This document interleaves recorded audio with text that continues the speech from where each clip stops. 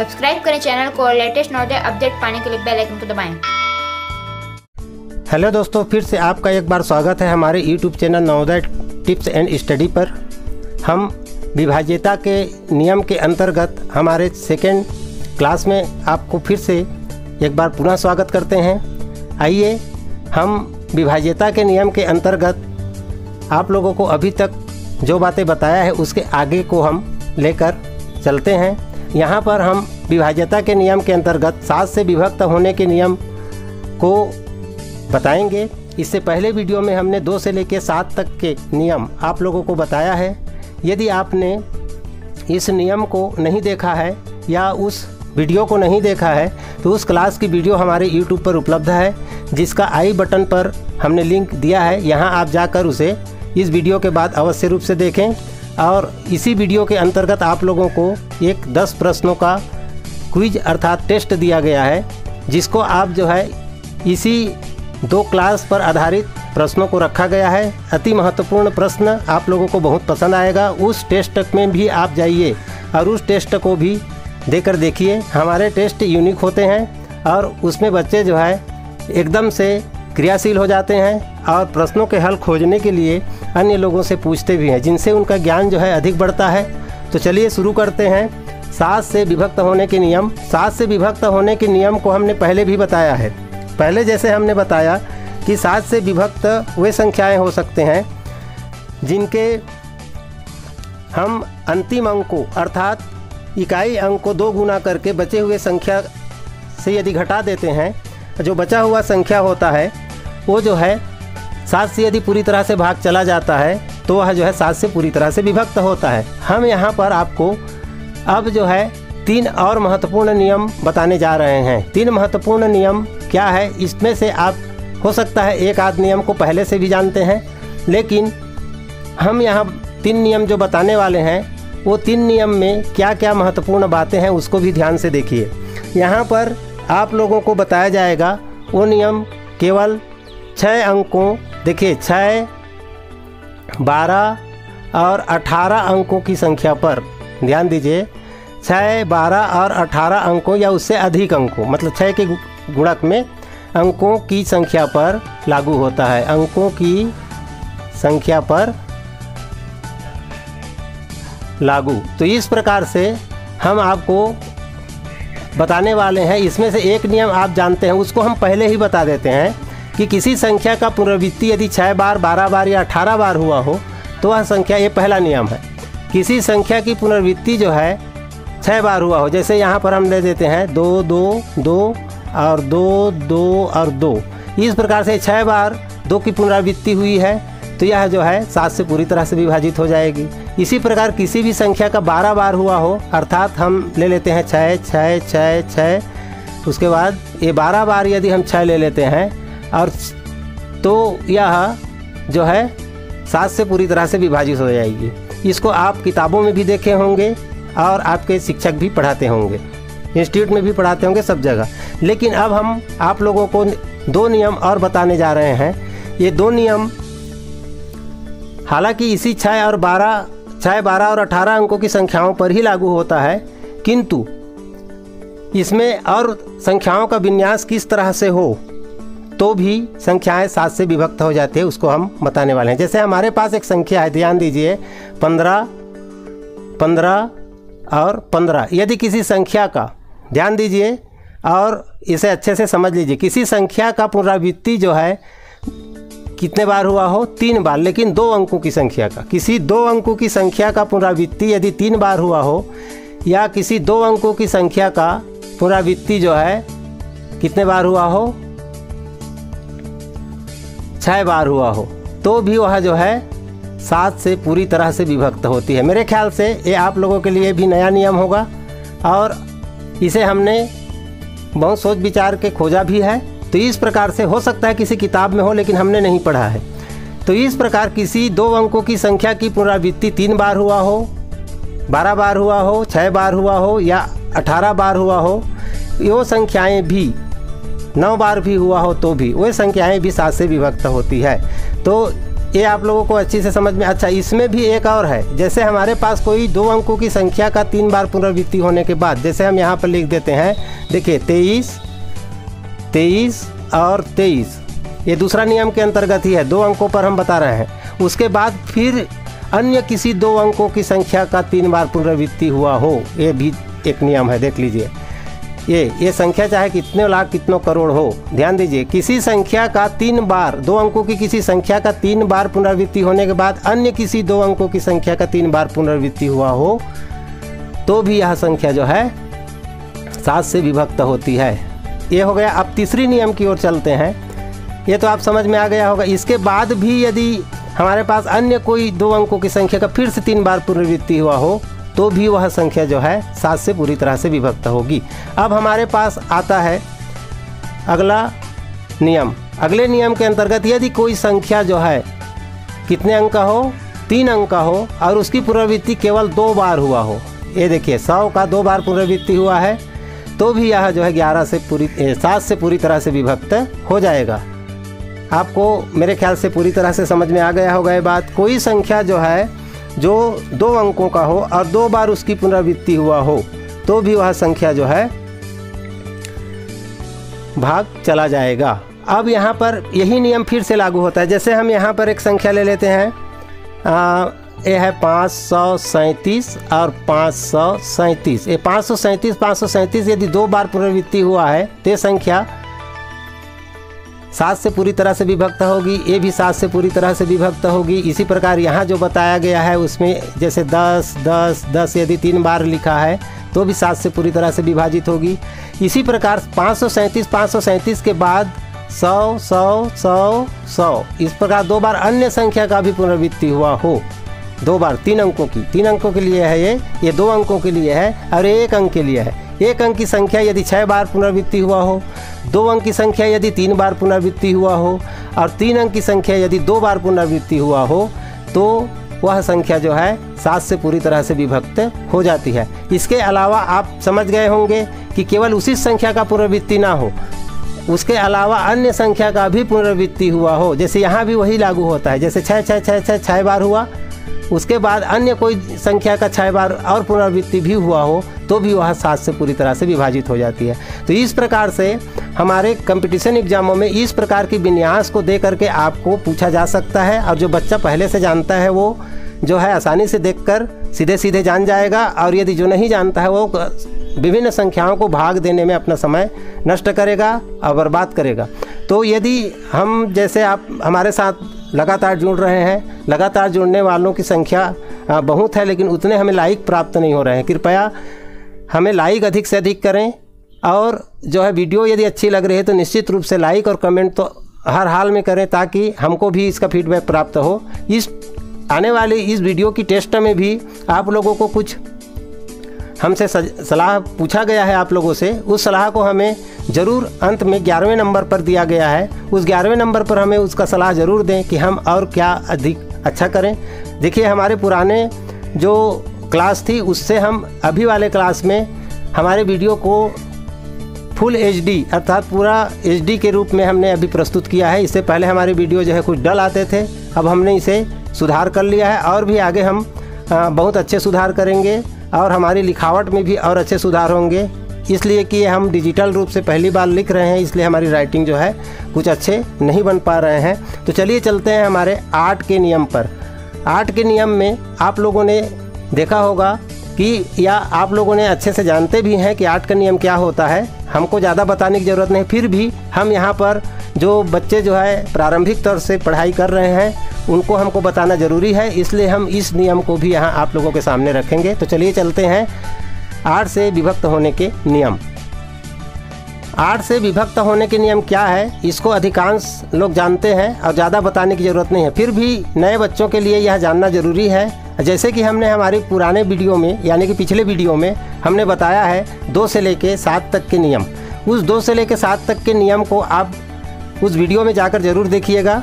उससे पहले हमारे टेस्ट पर बिल्कुल भाग ना लें, नहीं तो आपके अंक अच्छे नहीं आएंगे। हम किसी किताब से उठा करके आपको प्रश्न नहीं देते हैं, हम प्रश्न स्वयं बनाते हैं, और उस प्रश्नों में बहुत घुमावदार बातें होती है, जिसमें बच्चे जो है 10 प्रश्न के अंदर कई प्रश्नों को गलत कर रहे हैं। तो इस प्रकार वीडियो ज़रूर पूरा देखें, तभी आप हमारे प्रश्नों के सही जवाब दे पाएंगे। अब हम 2 से 7 तक के नियम में हमने आप लोगों को बताया है कि 2 से भाग जाने वाले संख्या के लिए हम केवल एक ही संख्या देखते हैं, एक ही संख्या देखते हैं, वो है इकाई। एक ही संख्या हम देख करके जान जाते हैं कि एक ही संख्या इकाई स्थान पर क्या हो, सम हो। देखिए, इकाई स्थान पर सम संख्या होने पर वो 2 से भाग चला जाता है। 8 को समझाने के लिए हमें यहाँ पर कुछ अतिरिक्त चर्चा करना पड़ेगा, ताकि नए बच्चों के लिए इसमें किसी प्रकार की और समस्या ना हो और उनकी ज्ञान जो है एक ठीक ठाक से उनके दिमाग में चढ़ जाए और वो कभी ना भूलें। तो इस प्रकार से हम इसे बार बार, हमारा वैसे ऑफलाइन क्लास में भी हम इसी प्रकार से बच्चों को समझाते हैं कि पीछे वापिस हो करके हम समझाते हैं, ताकि बच्चा जो है पूर्व ज्ञान को फिर से अपने मस्तिष्क में ले आए और वो सीख सके। तो 2 से भाग जाने के नियम में हम आप लोगों को बताए थे कि कोई भी बड़ा से बड़ा संख्या क्यों ना हो, यदि उसके इकाई के स्थान पे क्या हो, सम संख्या हो, जैसे यहाँ पर है, तो वह संख्या जो है 2 से विभक्त हो जाता है और हम केवल एक संख्या ही उसका देखते हैं। और हमने देखा कि 4 अंकों की संख्या पर हम क्या देखते हैं, इकाई और दहाई का स्थान को हम देखते हैं, यानी कि 2 अंक को हम देखते हैं। किसी भी संख्या के अंतिम 2 अंकों, जैसे ये जो संख्या है उसके 2 अंक को हम देखकर इधर क्या है हमें उससे मतलब नहीं है। इसमें 2 अंक के लिए हमें इधर क्या है उससे मतलब नहीं है। इकाई को देखकर हम जान जाते हैं और वह संख्या जो है 2 से भाग होगा कि नहीं, अर्थात सम संख्या यदि इकाई स्थान पर हो तो 2 से भाग चला जाता है। लेकिन हम 4 के लिए जब जाते हैं तो हम देखते हैं, तो सबसे पहले 4 के लिए भी हमें सम ही देखना होगा। सम संख्या होना तो बहुत ज़रूरी है, लेकिन उसके लिए हमें अंतिम 2 अंक, मतलब इकाई और दहाई के अंक को हमें देखना होता है। अर्थात इसमें 36 है और 36 4 से भाग चला जाता है, तो यहाँ पर हमारे पास 26,336 जो लिखा हुआ है आपके सामने, ये भी 4 से भाग चला जाएगा।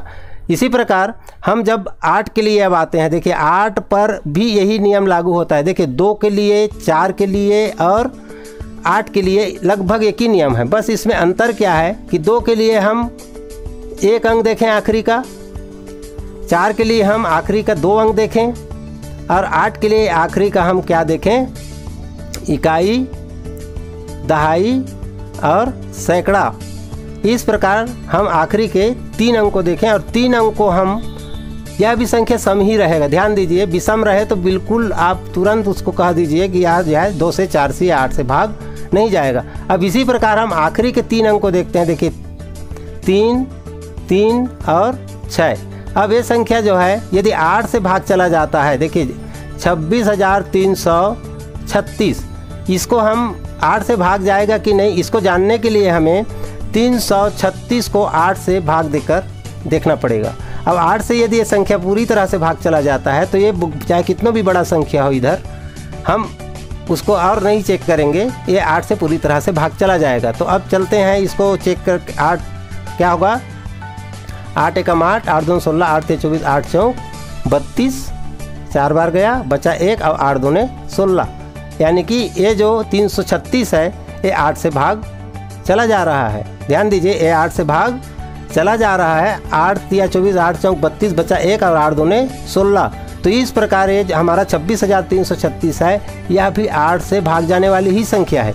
तो इस प्रकार हम अंतिम किसके लिए क्या क्या देखें, ये आपको समझ में आ गया होगा, और कितने को हम भाग देकर देखें ये भी समझ में आ गया होगा। तो 8 के लिए और विशेष और महत्वपूर्ण कोई नियम नहीं है, केवल आपको प्रैक्टिस करने की ज़रूरत है। बस ये है कि 2, 4 और 8 ये 3 संख्याएँ ऐसे हैं जिसके लिए हमें इकाई, और दूसरे के लिए इकाई और दहाई, और तीसरे के लिए इकाई, दहाई और सैकड़ा का स्थान पे जो अंक है उतने को ही हम इन संख्याओं से भाग देकर देखें, तो हमें निश्चित रूप से विभाज्यता के नियम समझ में आ जाएगा। और आप अपने से भी कुछ ऐसे संख्या बना कर इसे देखें और भाग देकर देखें। प्रैक्टिस होना बहुत ज़रूरी है, जान लेना बहुत नहीं है। हमने देखा है कि बच्चा जो है 5वीं पढ़ते समय ज़्यादा गणित जानता है और 6वीं और 7वीं चला जाता है तो उनकी गणित फिर कम हो जाता है। प्रैक्टिस नहीं होने पर हमारी तैयारी बेकार हो जाती है और परीक्षा के टाइम जो है हम बहुत सारा भूल जाते हैं। तो जितना आप सीख रहे हैं उसको आप प्रतिदिन नियमित रूप से सीखते रहें और तैयारी करते रहें।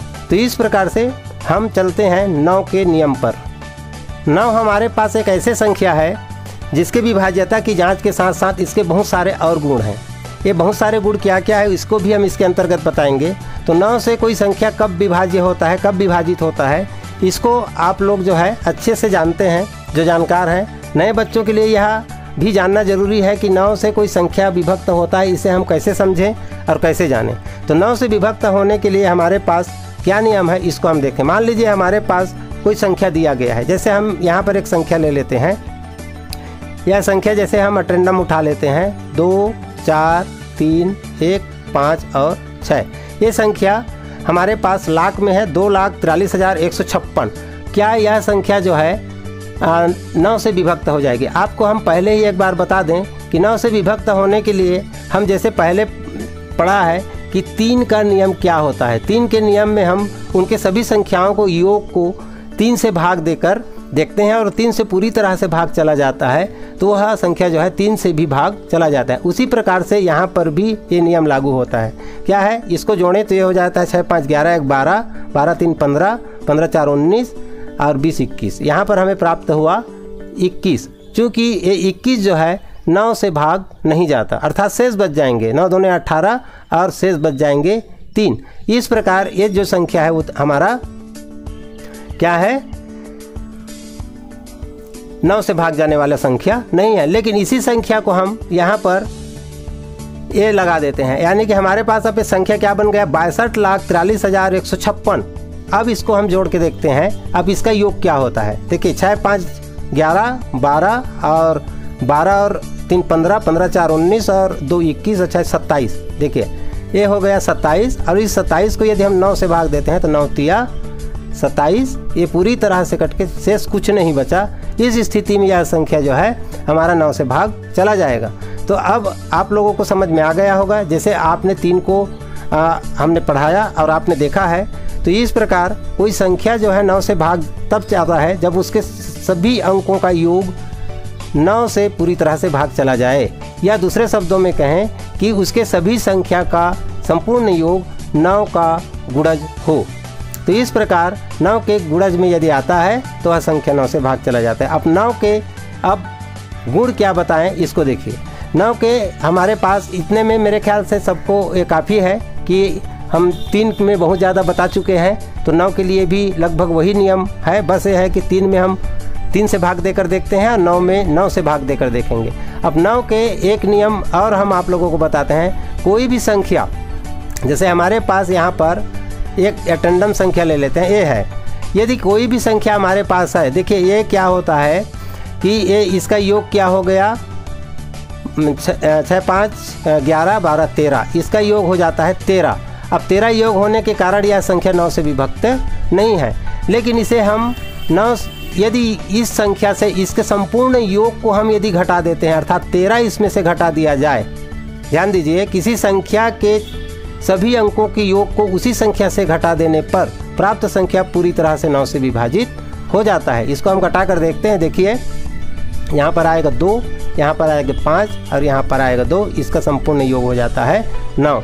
तो इस प्रकार जो है, अब यहाँ पर समझने वाली बात क्या है, इसको भी देखिए। एक गुण तो है इसमें कि कोई संख्या चाहे वो कितना भी बड़ा हो, उसके समस्त अंकों के योग को उसी संख्या से घटा दिया जाए। जैसे हमने किया, यहाँ पर क्या किया, एक संख्या है, इसके संपूर्ण संख्याओं के योग, सभी अंकों का योग यानी कि 13 होता है। 13 को हम इसी संख्या से घटा दिया तो हमें प्राप्त हुआ 252, और जो भी हमें प्राप्त होगा वह संख्या जो है 9 से पूरी तरह से विभाजित होता है, वो भी सदैव। सदैव का मतलब होता है हमेशा, मतलब किसी भी संख्या पर ये लागू होता है। ऐसा कोई संख्या नहीं है जिस पर ये लागू नहीं होता। अच्छा, अंत में आप ये कहेंगे कि सर हम एक अंक की संख्या ले लेते हैं 8 को 8 से घटा देते हैं तो 0 प्राप्त होता है। हाँ, तो 0 9 से भाग चला जाता है। 9 एकम 9, 9 शून्यम 0, यानी कि कोई शेष नहीं बचा। तो इस प्रकार से हम किसी भी संख्या पर इसे लागू कर सकते हैं, चाहे वो 2 अंक का हो, 3 अंक का हो, 5 अंक का हो, 10 अंक का हो, या कितनों भी अंकों का हो। अब इसके बाद इसके अंतर्गत आपको एक बात और जाननी है कि हमें कुछ प्रश्न दिया जाता है, इसी पर आधारित सबसे ज़्यादा प्रश्न बनते हैं और बच्चे अधिकांश जो है इस पर गोल मार देते हैं और नहीं समझ पाते। ये इसी घटाव से संबंधित होता है। जैसे हमारे पास कोई संख्या ये दे दिया, यहाँ पर एक खाली स्थान छोड़ दिया और यहाँ पर अब यहाँ पर बोल दिया कि इस स्थान पर कौन सी संख्या भरा जाए। या छोटा से छोटी कौन सी संख्या भरी जाए कि यह 9 से पूरी तरह से विभाजित हो। इसी प्रकार ये देखिए, रिक्त स्थान पर कौन सी संख्या भरें कि वह पूरी तरह से 9 से विभाजित हो जाए। अब हम इसको जोड़ कर देखें, इसको जोड़ कर देखेंगे तो यह 18 हो जाता है। देखिए 6 और 3 9, 10 11, 11 5 16 17 18। अब यहाँ पर हम क्या भरें कि यह जो है 9 से विभाजित हो जाए। तो बिना भरे ही 9 से विभाजित है, यदि यहाँ पर हम शून्य रख देते हैं तो भी।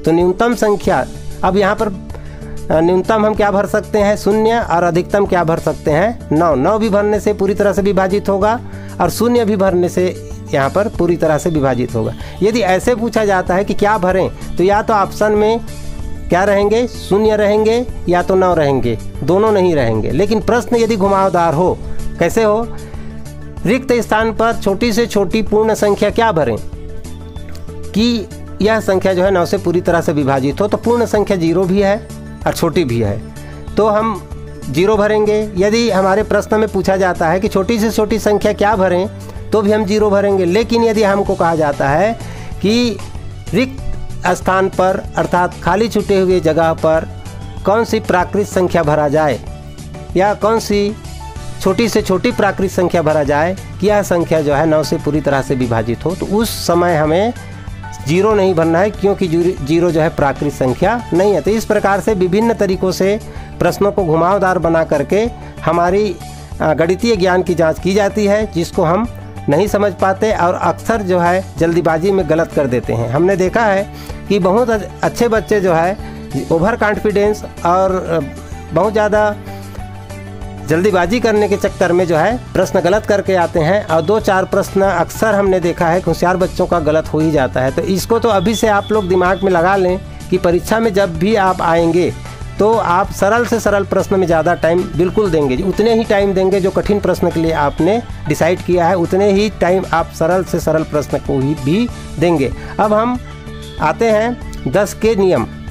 10 के नियम को ज़्यादा बताने की ज़रूरत नहीं है, लेकिन उसमें भी कुछ ज्ञान है जिसे बच्चों को आना चाहिए, और हो सकता है ये ज्ञान जो है अधिकांश बच्चों को पता हो, लेकिन कुछ बच्चे जो है इस पर भी क्रियाएं ज़्यादा कर देते हैं और सीधे सीधे नहीं करते। तो 10 का नियम, 10 से विभक्त होने के क्या नियम है, इस पर हम अब चलते हैं। 10 से विभक्त होने के नियम वैसे अब ज़्यादा बताने की ज़रूरत नहीं है, और यह जो है सबसे सरल है।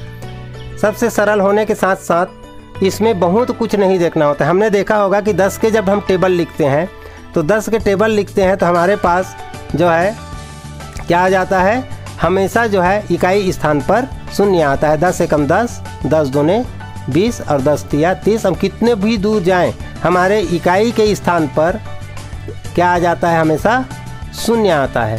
तो शून्य आने के कारण हमें क्या पता चला कि इसके सभी गुणजों में क्या दिखता है, शून्य। तो 10 से वही संख्या भाग जाते हैं जिनके इकाई के स्थान पर क्या हो, शून्य हो। अब हमें कभी कभी ये देखने को मिलता है कि बच्चे को हम अचानक क्या दे दें कि 200 भागित 100, तो ये क्या कर देते हैं कि इसका पहाड़ा पढ़ना चालू करते हैं और उसी में कम से कम 10 सेकेंड 20 सेकेंड का एक्स्ट्रा टाइम लगा देते हैं। जबकि 10 से किसी संख्या को हम भाग दें तो दोनों संख्या के केवल शून्य काट दिया जाता है। इसी प्रकार सभी के लिए लागू होता है। यदि हम 1 लाख को 1000 से भाग देना चाहें तो हम गणित बनाते समय हमने देखा होगा कि हमारे शिक्षक लोग भी नीचे के जब 3 शून्य काटते हैं तो ऊपर के भी 3 शून्य काट देते हैं और बच जाता है 100। तो इसका गुण आप बिल्कुल रखिए।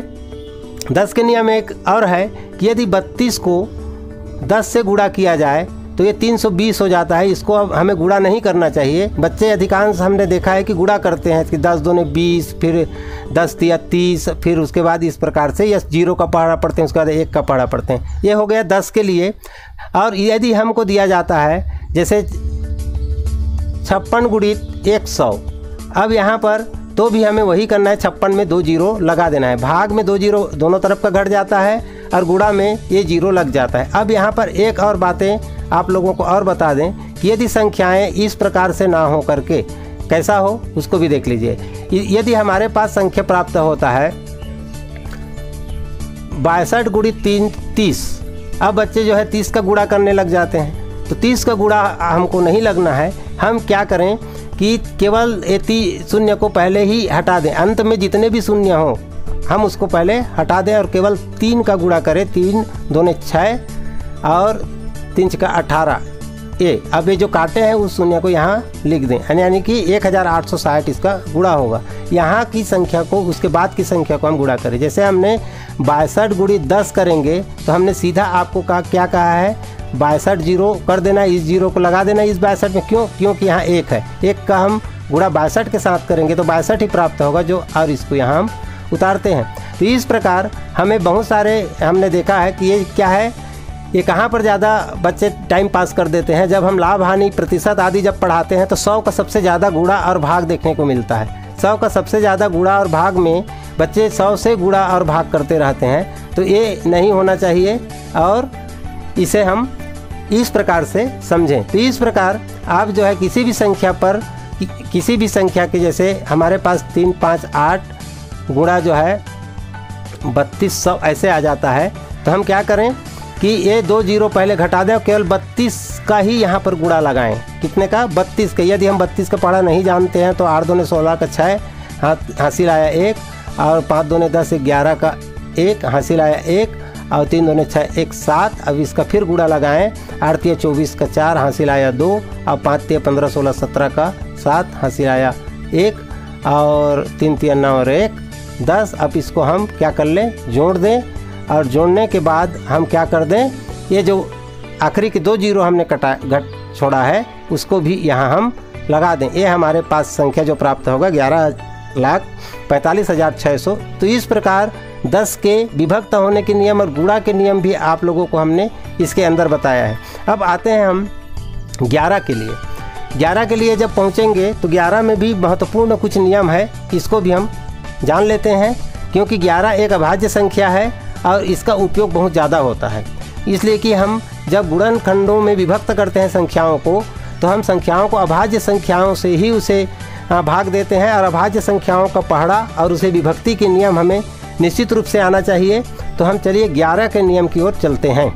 11 का नियम क्या है इसको भी हम आसानी से समझ लेंगे। इतना दूर तक आप लोगों ने जो समझा है ये भी बहुत कठिन नहीं है, लेकिन इसका नियम जो है सभी नियमों से बहुत हटकर है, और इसको थोड़ा सा हम 3-4 संख्या ले करके आप लोगों को समझाएंगे, कहीं कन्फ्यूजन की स्थिति ना बने। इस प्रकार हम एक संख्या ले लेते हैं 39,248। देखिए 39,248 ये जो है 11 से भाग जाने वाली संख्या है अथवा नहीं, इसको हमें समझना है। तो हम शुरू से हम बताना चाहेंगे कि इसको हम कैसे जानें कि यह जो है 11 से भाग जाने वाली संख्या है कि नहीं। तो नियम देखिए, दी गई संख्या के इकाई से विषम स्थान, इकाई से जैसे पहला स्थान है, अरे तीसरा स्थान है, अरे 5वां स्थान है, विषम स्थान और सम स्थान। देखिए विषम स्थान का योग कर लें। विषम स्थान में हमारे पास जो संख्या है उसको जोड़ें। विषम स्थान को जोड़ेंगे तो 8 और 2 10, और 10 और 3 13। क्या प्राप्त हुआ? 13। विषम स्थान की संख्या और सम स्थान की संख्या में हमारे पास 2 ही संख्या है। सम में हमारे पास सम स्थान पर 2 ही संख्या है, जबकि विषम स्थान पर हमारे पास 3 संख्याएं हैं। ये तो आपको समझ में आ गया होगा। तो इस प्रकार से चाहे 2 ही हो या कितने भी हो, सम स्थानों की संख्या का योग और विषम स्थानों की संख्या का योग को घटा दिया जाता है। तो इसको भी जोड़ेंगे तो क्या हो जाएगा? 13। यदि हमारे पास घटाने के बाद यदि शून्य बच जाता है तो वह संख्या जो है 11 से पूरी तरह से विभाजित होता है। इसी प्रकार हम एक संख्या ले लेते हैं 64,834। देखिए 834 ये एक संख्या है। इसको भी हम चेक करें तो सम विषम स्थान इकाई से शुरू करेंगे। इसको हम यदि जोड़ते हैं, देखिए तो इसको जोड़ेंगे तो 12 6 18 हमारे पास प्राप्त हो गया 18, और सम स्थानों की संख्या को यदि हम जोड़ते हैं तो यह हमें प्राप्त होता है 7। अब इसको हम घटाते हैं तो हमें क्या प्राप्त होता है? 11। तो भी यह संख्या भाग चला जाएगा। अब क्या समझे इसमें? यदि हम ऐसे क्रिया करते हैं, सम स्थानों का योग और विषम स्थानों का योग को घटाने के बाद यदि हमें शून्य प्राप्त होता है तो दी गई संख्या 11 से पूरी तरह विभाजित होता है। और उसी प्रकार सम स्थानों की संख्या और विषम स्थानों की संख्या का योग का अंतर यानी कि उसको घटा दिया जाता है। तो हमें यदि 11 प्राप्त हो, हमें 22 प्राप्त हो, हमें 33 प्राप्त हो, हमें 44 प्राप्त हो, अर्थात 11 का गुणज प्राप्त हो, तो भी वह संख्या जो है 11 से पूरी तरह से विभाजित होता है। मेरे ख्याल से इतना में आप 11 से संबंधित बात को तो आप समझ ही गए होंगे, लेकिन फिर भी हम यहाँ पर कुछ और संख्या लेते हैं। क्या लेते हैं उसको देखिए। 6 अंकों की एक संख्या लेकर भी देखते हैं और उसमें कुछ छोटा मोटा परेशानी है, उसको भी हम यहाँ पर आपको लेके बताएंगे। तो हम लेते हैं यहाँ पर 8,39,367। देखिए 8,39,367, 8,39,367। अब इसमें ये अंक बिछा है और हमको जोड़ने के लिए भी 3-3 अंक मिल जाएगा। देखिए हम विषम स्थान की संख्या का योग करें, विषम स्थान की संख्या का योग करेंगे तो ये क्या प्राप्त होता है, 6 3 9 और 9 3 12। क्या प्राप्त हो गया, हमें 12 प्राप्त हुआ। अब विषम स्थान की संख्या को सम स्थान की संख्या को हम जोड़ते हैं तो ये हो जाएगा हमारे पास 15 और 15 और 8 हमारे पास हो जाएगा 23। ये है 23। अब इसको घटाओ तो जैसे हमने एक बार और पीछे आया था उसमें भी बताया था, तो ये अब जब नहीं घटते हैं तो इसको उल्टा करके घटा दो। क्या उल्टा करके, 23 ऋण 12। अब ये क्या प्राप्त हुआ, वही 11 प्राप्त हो गया। तो ये संख्या भी क्या हो जाता है, इससे भाग चला जाता है। अब हम आपको एक भाग नहीं जाने वाली संख्या भी लेकर बताएंगे। ये तो आप समझ में आ गया होगा कि यदि संख्याएं जो है छोटा बड़ा हो जाए, मतलब नीचे बड़ा संख्या हो जाए तो उसको ऊपर ले जाइए, ऊपर की संख्या को नीचे ले आइए और घटा कर देख लीजिए। तो इस प्रकार से हम इसे जांच कर सकते हैं। अब हम नहीं जाने वाली संख्या भी एक ले लेते हैं ताकि आप जो है इसे अच्छी तरह से समझ लें। भाग नहीं जाने वाली संख्या एक लेकर देखते हैं। हमारे पास संख्या है 2,57,324, 2,57,324। अब इसके हम क्या इकाई स्थान से पहला स्थान, तीसरा स्थान और 5वां स्थान की संख्या को हम जोड़ते हैं तो कितना हो जाएगा, 7 5 12। ये देखिए ये हो गया 12। और उसके बाद हम सम स्थान की संख्या को हम जोड़ देते हैं तो ये हो जाता है हमारा, देखिए एक बार फिर से जोड़ लेते हैं, 7 5 12 और ये हो जाता है 7 और 4 11। अब यहाँ पर हमारा क्या बच जाता है, शेष 1। इस स्थिति में यह संख्या जो 11 से किसी भी परिस्थिति में भाग नहीं जाएगा। तो अब मेरे ख्याल से आपको पूरी जानकारी प्राप्त हो गई होगी कि विभाज्यता के नियम के अंतर्गत हम यहीं तक आप लोगों को लेकर चलेंगे। इसके बाद हम अगले आने वाले दिनों में नए क्लास में क्या बताएंगे, उसको क्लास में आकर आपको बताएंगे कि हम अगले अध्याय में क्या लेकर आ रहे हैं या इसी अध्याय की क्या बातें और लेकर आ रहे हैं, इसको हम बताएंगे। कोशिश करेंगे कि आपको संपूर्ण कोर्स की एक छोटी छोटी बातों को भी हम यहाँ हमारे डेली क्लास के माध्यम से बताएं। एक दूसरी बात है कि अभी प्रारंभिक तौर पर नवोदय विद्यालय की नोटिफिकेशन अर्थात फार्म भरने का तिथि नहीं आ जाता है, तब तक हम इस क्लास को बीच बीच में अर्थात 1 दिन 2 दिन या कभी कभी 3 दिन, हमारी भी थोड़ा सा व्यस्तता है इन कारणों से, और हम अपनी टेक्नोलॉजी को भी थोड़ा सीख रहे हैं और व्यवस्थित कर रहे हैं। कुछ सॉफ्टवेयर की कमी है तो ऐसी बातों से कुछ विलम्ब हो सकती है, लेकिन यह जो है हम कोशिश करेंगे कि सप्ताह में कम से कम 3 क्लास अवश्य दें और 3 टेस्ट अवश्य दें। तो इस क्लास के अंतर्गत जो हम आप लोगों को पढ़ाया है उससे संबंधित 10 प्रश्नों का जो लिंक है उसे हम अभी आप लोगों को देंगे। उस लिंक में जाकर आप जो है इस टेस्ट को देंगे। इसके साथ ही साथ आपको बता दें कि आप जो है टेस्ट को जब देते हैं तो आपको जो पासवर्ड मिला है वो एक टेस्ट में एक बार काम करेगा, दोबारा कोशिश बिल्कुल ना करें। पासवर्ड वही रहेगा हमारे सभी टेस्ट के लिए। इसके बाद ही हम आपको ये भी बता दें कि टेस्ट एक बार सोच समझ कर दें, जल्दीबाजी ना करें। खोलने के बाद आपका समय शुरू हो जाता है, इसलिए बंद कर दें बाद में देंगे, ऐसा बिल्कुल ना सोचें। आपको लिंक अलग अलग मिलेंगे हर वीडियो में, लेकिन आपका पासवर्ड वही रहेगा जो आपको मिला है। तो चलिए चलते हैं, आज का लिंक क्या है।